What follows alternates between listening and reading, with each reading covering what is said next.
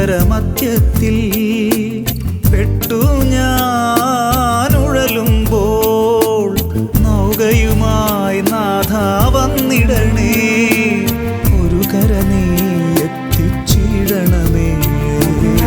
യേശുവേ യേശുവേ യേശുവേ യേശുവേ.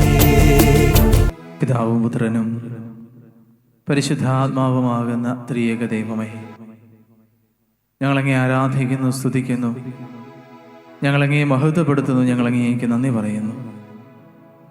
കാരുണ്യവാനായ കർത്താവേ, അങ്ങയുടെ തിരുസന്നിധിയിൽ ഈ കരുണയുടെ മണിക്കൂറിൽ ഞങ്ങളായിരിക്കുമ്പോൾ ഞങ്ങളുടെ ജീവിതങ്ങളെ അതിൻ്റെ എല്ലാ കുറവുകളോടും വേദനകളോടും സങ്കടങ്ങളോടും എല്ലാ ഉയർച്ചകളോടും അനുഗ്രഹങ്ങളോടും സന്തോഷങ്ങളോടും ചേർത്ത് ഞങ്ങളങ്ങേക്ക് സമർപ്പിക്കുന്നു. കർത്താവേ, അങ്ങയുടെ കൂടെയായിരിക്കുന്ന ഓരോ നിമിഷവും ഞങ്ങളുടെ ജീവിതത്തിൽ ഏറ്റവും ധന്യമാണെന്ന് ഞങ്ങൾക്കറിയാം. അങ്ങയുടെ ഏറ്റവും വലിയ സ്നേഹം, അങ്ങ് ഞങ്ങളോട് കാണിക്കുന്ന അളവില്ലാത്ത സ്നേഹം ഞങ്ങൾ അനുഭവിക്കുന്നത് ഈ ദിവ്യകാരുണ്യത്തിലാണ്. കരുണയുള്ള കർത്താവേ, പാപികളും ബലഹീനരും ഏഴകളുമായ ഞങ്ങളോട് കരുണയായിരിക്കണമേ എന്ന് ഞങ്ങൾ പ്രാർത്ഥിക്കുന്നു. ഞങ്ങളുടെ ഹൃദയത്തിൽ നിന്ന് പ്രാർത്ഥന ഉയരുമ്പോൾ, സ്തുതികൾ ഉയരുമ്പോൾ, ആരാധന ഉയരുമ്പോൾ കർത്താവേ, കരുണയോട് ചെവി ചായ്ച്ച് ഞങ്ങളെ കേൾക്കണമേ. കർത്താവിൻ്റെ ദിവ്യ സ്നേഹത്തിന് മുൻപിൽ ശിരസ്സ് നമിച്ച് നമുക്ക് പ്രാർത്ഥിക്കാം. പരിശുദ്ധ പരമ ദിവ്യകാരുണ്യത്തിന് പരിശുദ്ധ പരമ ദിവ്യകാരുണ്യത്തിന് നിത്യസ്തുതിക്ക് യോഗ്യനായ പരമ പരിശുദ്ധ ദിവ്യകാരുണ്യത്തിന്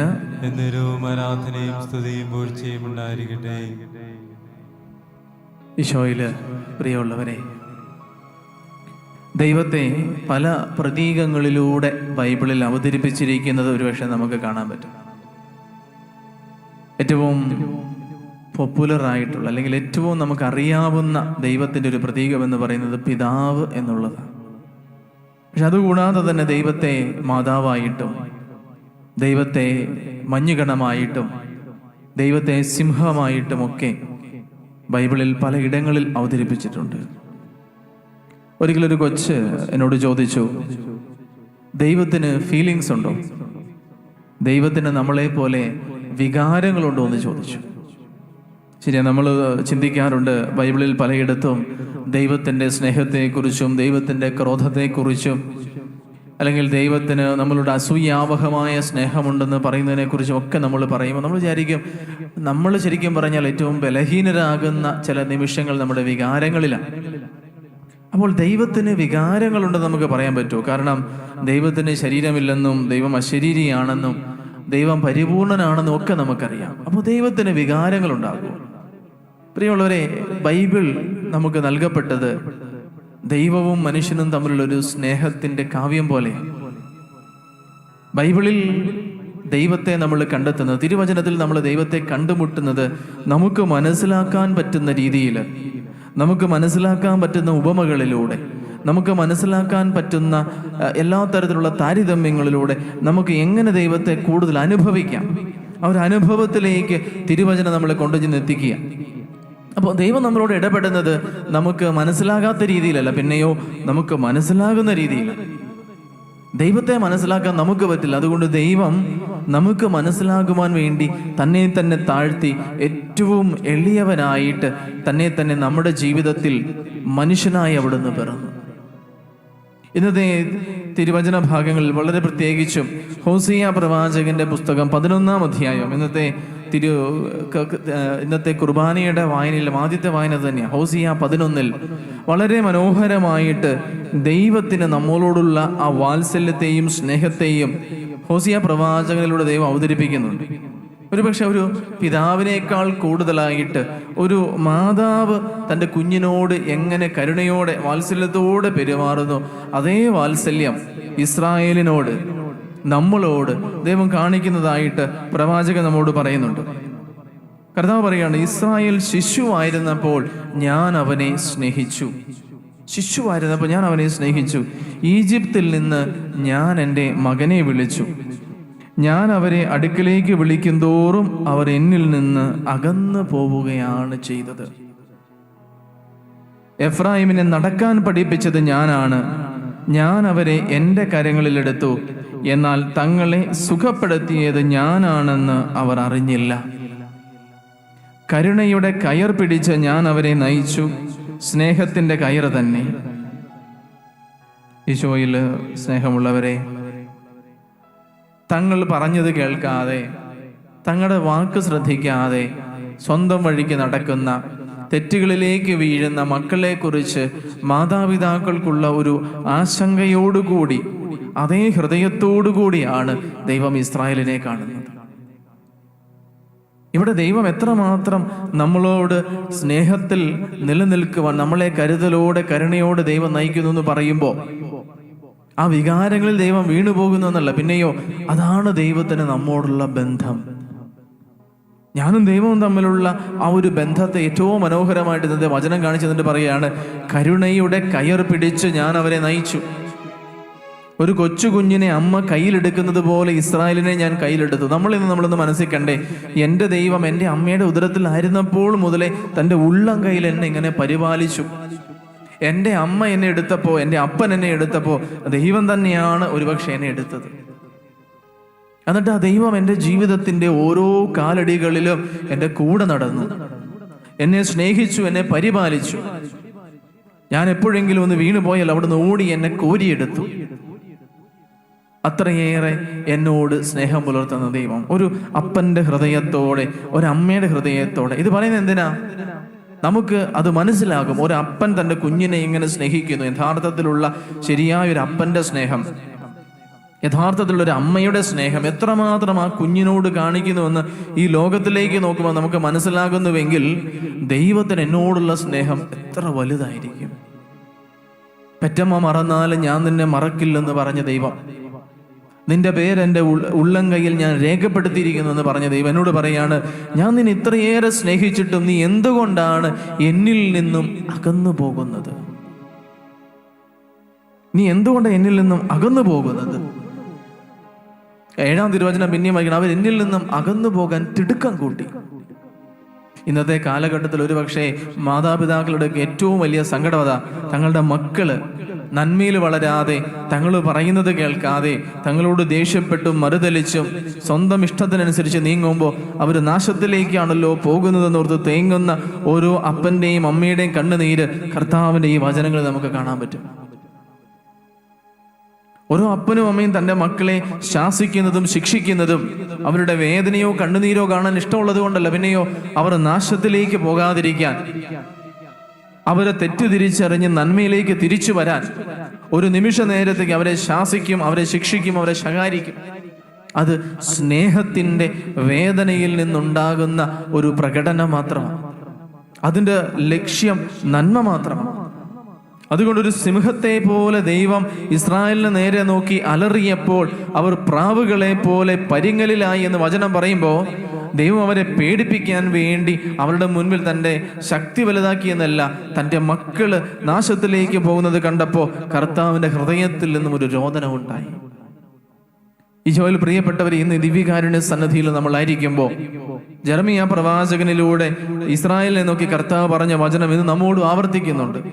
എഫ്രായിം, നീ എൻ്റെ വത്സല പുത്രൻ, എൻ്റെ പൊന്നോമന കുട്ടൻ, നീ അവന് വിരോധമായി പെരുമാറുമ്പോഴെല്ലാം അവൻ്റെ സ്മരണ എന്നിൽ ഉദിക്കുന്നു.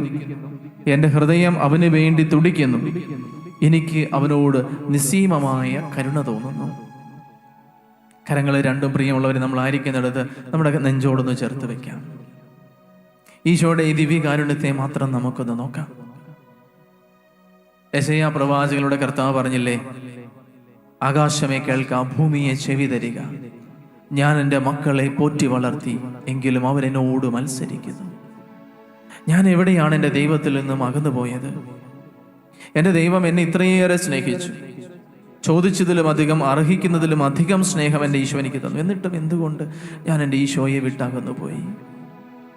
കർത്താവേ, നിന്നിലേക്ക് തിരിച്ചു വരാൻ ഞാൻ ആഗ്രഹിക്കുന്നു. ഈ ദിവ്യകാരുണ്യത്തിലിരുന്ന് പാപത്തിൽ വീണു പോകുന്ന, ദുർബലതകളിൽ വീണു പോകുന്ന, ദൈവത്തിൽ നിന്നും അകന്നു പോകുന്ന എന്നെ നോക്കി എൻ്റെ അപ്പൻ സങ്കടത്തോടെ കരയുന്ന കരച്ചില്, എൻ്റെ മകനെ നീ എന്നെ തിരിച്ചറിയുന്നില്ലേ? നീ എന്തുകൊണ്ട് അതിൽ നിന്നും അകന്നു പോകുന്നത്? ഒരമ്മയെപ്പോലെ ഞാൻ നിന്നെ കോരിയെടുത്ത് കവളോട് ചേർത്തില്ലേ? എന്നിട്ട് നീ എൻ്റെ സ്നേഹം തിരിച്ചറിയാത്തത് എന്ത്? ഒരമ്മയുടെ ഹൃദയത്തോടെ എൻ്റെ കർത്താവിൻ്റെ ഹൃദയം തേങ്ങുന്നത് ഈ ദിവ്യകാരുണ്യത്തിൽ പ്രിയമുള്ളവരെ നമുക്ക് അനുഭവിക്കാൻ പറ്റട്ടെ. ഈ ഗാനത്തിൻ്റെ വരികളോട് ചേർന്ന് കർത്താവിൻ്റെ തിരുസന്നിധിയിൽ നകന്നുപോയ എല്ലാ നിമിഷങ്ങളെയും ഓർത്ത് മാപ്പ് ചോദിക്കാം. 10 ഇരട്ടി സ്നേഹത്തോടെ കർത്താവെ ഞാൻ നിന്നിലേക്ക് മടങ്ങി വരാം എന്ന് പറഞ്ഞുകൊണ്ട് ആ അപ്പൻ്റെ കരങ്ങളിലേക്ക് നമുക്ക് ഓടിച്ചെല്ലാം. ആകാശമേ കേൾക്കാം, ഭൂമിയെ ചെവി തരിക. ഞാൻ മക്കളെ പോറ്റി വളർത്തി, അവരെന്നോട് മത്സരിക്കുന്നു. ഞാനും നിങ്ങളുമെല്ലാം. ആകാശമേ കേൾക്കാം, ഭൂമിയെ ചെവി തരിക. ഞാൻ മക്കളെ പോറ്റി വളർത്തി, അവരെന്നോരു മത്സരിക്കുന്നു. കാളതന്റെ ഉടയവനെ, കാളതന്റെ ഉടയവനെ, കഴുതതന്റെ യജമാനന്റെ, കഴുതതന്റെ യജമാനന്റെ, യേശുവേ പുൽത്തൊട്ടി അറിയുന്നല്ലോ, എൻ ജനമറിയുന്നില്ല. കാളതന്റെ ഉടയവനെ, ഞാൻ അറിയാതെ പോകുന്നു ഈശോയെ. കഴുതതന്റെ യജമാനന്റെ, അവിടുത്തേക്ക് എന്നോടുള്ള സ്നേഹം പുൽത്തൊട്ടി അറിയുന്നല്ലോ, മാപ്പ് തരണേ കർത്താവേ. എൻ ജനമറിയുന്നില്ല. പ്രിയമുള്ളവരെ, കർത്താവിന്റെ കരുണയ്ക്ക് വേണ്ടി ഈ നിമിഷം നമുക്ക് പ്രാർത്ഥിക്കാം. കർത്താവിൻ്റെ ഹൃദയത്തിൽ നിന്നും സ്നേഹത്തിൽ നിന്നും അകന്നുപോയ എല്ലാ പാപികളെയും അവിടുത്തെ കരുണക്കടലിൽ മുക്കിയെടുക്കണമേ. അവരെ മാനസാന്തരത്തിലേക്ക് നയിച്ച് വിശുദ്ധീകരിക്കണമേ എന്ന് പ്രാർത്ഥിക്കാം. തിരുസഭയ്ക്ക് വേണ്ടി, സഭയുടെ വിശുദ്ധീകരണത്തിന് വേണ്ടി, ഐക്യത്തിന് വേണ്ടി കർത്താവെ അവിടുന്ന് കരുണയായിരിക്കണമേ എന്ന് നമുക്ക് പ്രാർത്ഥിക്കാം. നമ്മുടെ ദേശത്തിന് വേണ്ടി, നമ്മുടെ നാടിനെ ഭരിക്കുന്ന നേതാക്കൾക്ക് വേണ്ടി, ഗവൺമെൻറ്റിന് വേണ്ടി കർത്താവെ ഞങ്ങളുടെ എല്ലാ നേതാക്കളുടെ മേലും പരിശുദ്ധാത്മാവിനെ അയച്ച് അവിടുത്തെ കരുണയാൽ അവരെ സത്യത്തിലും നീതിയിലും നയിക്കണമേ എന്ന് പ്രാർത്ഥിക്കാം. കർത്താവെ, അങ്ങ് ഞങ്ങളെ സ്നേഹിക്കുന്ന ഏറ്റവും പ്രധാനപ്പെട്ട ഇടം ഞങ്ങളുടെ കുടുംബങ്ങളാണ്. ഞങ്ങളുടെ കുടുംബങ്ങളിലൂടെ, ഞങ്ങളുടെ മാതാപിതാക്കളിലൂടെ, ഞങ്ങളുടെ മുതിർന്നവരിലൂടെ, ഉറ്റവരിലൂടെ, ഉടയവരിലൂടെ അങ്ങ് ചൊരിയുന്ന സ്നേഹം അനുഭവിക്കുവാനും അങ്ങയുടെ സ്നേഹത്തെ തിരിച്ചറിയുവാനും കർത്താവെ ഞങ്ങളുടെ കുടുംബങ്ങളിൽ അങ്ങയുടെ സ്നേഹം കൊണ്ട് നിറച്ച് അനുഗ്രഹിക്കണമേ നമുക്ക് പ്രാർത്ഥിക്കാം. ജീവിതത്തിൻ്റെ പ്രതിസന്ധികളിൽ വിഷമിക്കുന്ന നമ്മുടെ സഹോദരങ്ങൾക്ക് വേണ്ടി പ്രാർത്ഥിക്കാം. രോഗികളായിട്ട് കഴിയുന്നവർ, അത്യാസന്ന നിലയിലായിരിക്കുന്നവർ, ജോലിയിലും പഠനത്തിലും ബുദ്ധിമുട്ടുന്നവർ, സാമ്പത്തിക പ്രതിസന്ധികളിലൂടെ കടന്നു പോകുന്നവർ, പലതരം പ്രശ്നങ്ങളിൽ അകപ്പെട്ടിരിക്കുന്ന എല്ലാ മക്കളെയും അവിടുത്തെ കരബലത്താൽ താങ്ങണമേ എന്ന് പ്രാർത്ഥിക്കാം. ഈശോയുടെ തിരുസന്നിധിയിൽ അവിടുത്തെ കരുണയുടെ ആശീർവാദം ഏറ്റെടുക്കുവാനായിട്ട് നമുക്കൊരുങ്ങാം. സാധിക്കുന്നവർക്ക് മുട്ടിന്മേലായിരുന്നു കൊണ്ട് കരങ്ങളെ മാറോട് ചേർത്ത് ശിരസ് നമിച്ച് ഈശോയെ ഞാൻ അങ്ങയിൽ ശരണപ്പെടുന്നു എന്ന് പ്രാർത്ഥിച്ചുകൊണ്ട് അവിടുത്തെ കരുണയുടെ ആശീർവാദം നമുക്ക് ഏറ്റെടുക്കാം.